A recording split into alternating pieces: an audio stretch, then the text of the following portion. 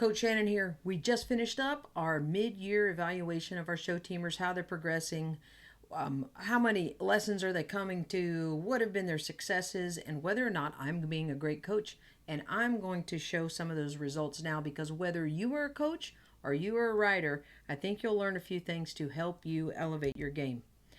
One of the things we looked at as a team is because this was important to them, and how many buckles are we winning compared to last year?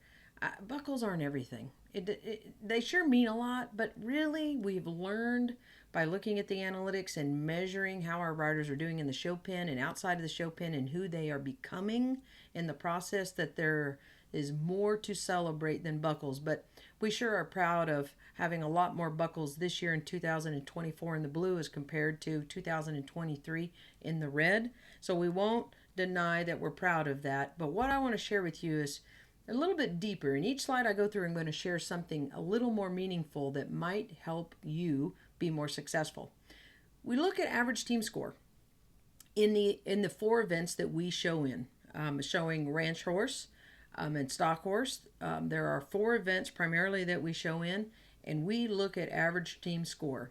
This one metric single-handedly helps me be a better coach because I want to know, is my team getting better? And so we have emphasis events. This year's our emphasis events are reining and cow. Last year was trail, so we've done really well in trail. But I want to know, is the team getting better as a whole? Now, once I looked at this year, and I thought, okay, we're making good progress. Maybe we're not where we want to be, but we're on our way to getting there. Then I decided that we should probably look at how do our riders perform based on the frequency of their lessons. This is probably the most important thing that I'm going to share with you as a rider and as a coach.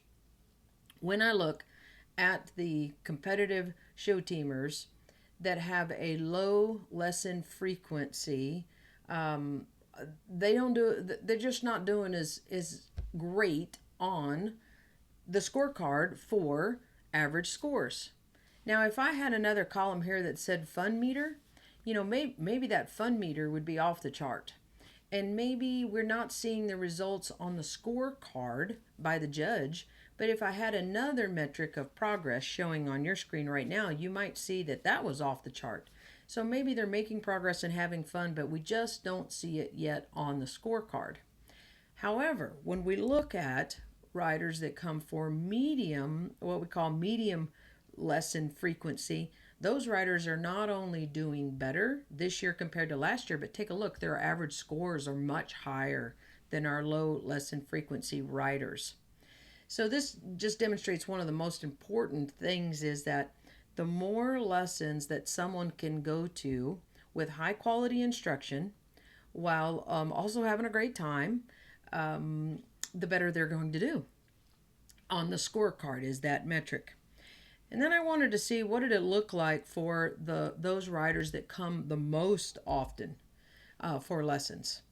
And now these riders were kind of up and down in terms of average score. But if we look at the difference between what they did last year versus what they're doing this year, there's a big difference in score. And, you might only say, well, 18% increase isn't a huge increase. But anyone who's been scoring a 70 consistently in an event and suddenly is averaging like a 72.5, that's a huge difference for the end results. So the bottom line is, once I took a little deeper dive looking at how the team was performing based on frequency of lessons, low lessons would be someone that came once, maybe every 6 to 8 weeks. Medium lesson frequency would be once a month. High lesson frequency would be at least 2 or more times per month. There's a big difference in what happens on their average score for a judge's scorecard on average. Really important. There were many more metrics that we looked at other than the ones I'm showing in this presentation, but it all boiled down to about 7 things that are really important for you to remember as a writer. 1, the more high quality instruction you receive with a watchful eye for more repetition, the more successful you are going to be. If you work at home and practice at home and you're doing it incorrectly, all you're doing is getting really good at being bad at that one thing. You need to have high quality instruction. We also found that setting goals was really important. We do goals at the end of the year so that we have them in place for the beginning of the year, and mid-year we evaluate how we're tracking to those original goals. And we try to always set goals that we have control over. We don't, and you don't, have control over the judge's pencil.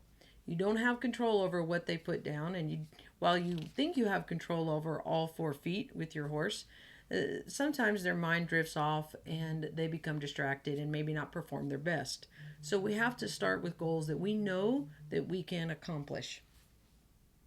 The other thing that we've learned, and this is important for you, is that you have to have a dedicated coach that's in your sport. Now, you can have a trainer that also is a good coach, because you need a trainer for your skills, you need a trainer for your horse's skills, but you need a coach to help you educate. And if you're lucky enough to have a great trainer that is also a great coach, you've got both, and you need them in your corner to be successful. That's their part, but your part is you have to commit to a program. So I have found over years, I used to do lots of different kinds of lessons. I'd just do a lesson or I'd help somebody at a show. And I really found that the success was most often achieved by the rider when they were in a program over a period of time. My period is a year, but some coaches may want someone to commit for 3 months or 6 months, and that's between you and your coach. But be committed to that program for a period of time. The other thing that we've learned that I'll share with you now is you're not going to see the end results of your progress on a scorecard right away, but you still will have had progress. The more that you as a rider can value progress, identify the progress you're making rather than perfection. Perfection would be, a plus 1.5 on a maneuver or the highest score you could achieve in your class. That would be perfection. But if you will value the progress, maybe I've gone from a minus half maneuver score to a 0, which is a correct maneuver score, you will feel like you're making progress. You might see a little progress on the scorecard, and then over time it should get better and better. Now, measurement of your progress is really up to you. And one measurement that's very important is your fun meter. No one can measure your fun factor or your fun meter except for you. And you should also keep track of your own performances. Well, because most of the time our family doesn't know how much progress we're receiving.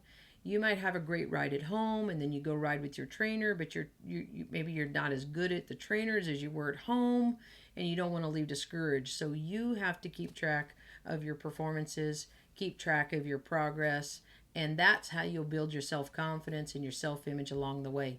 So many factors we've learned that create a recipe for success for riders.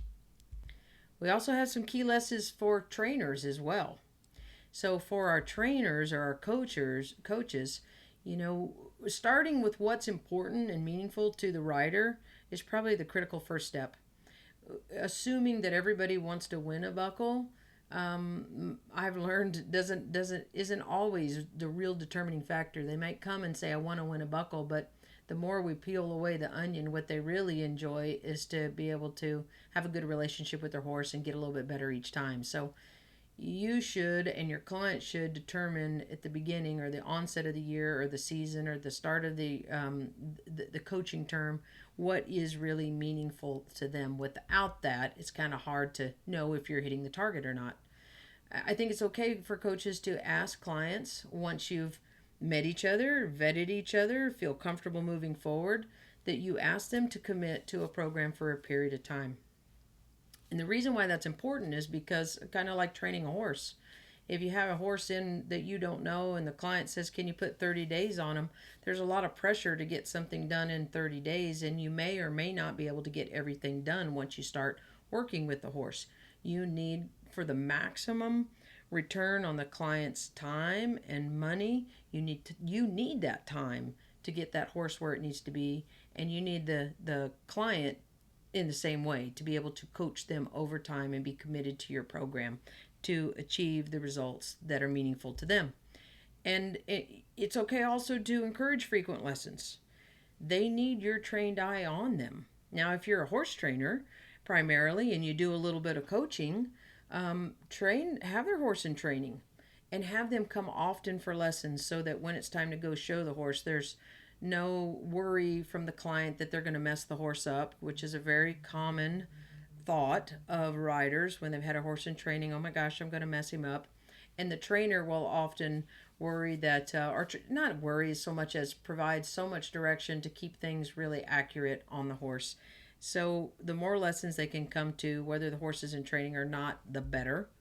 And then you, as the coach, find a way that you can track results or have your clients track those results and report them to you so you know if you're doing a great job, if there are any areas where we could do a little bit better job.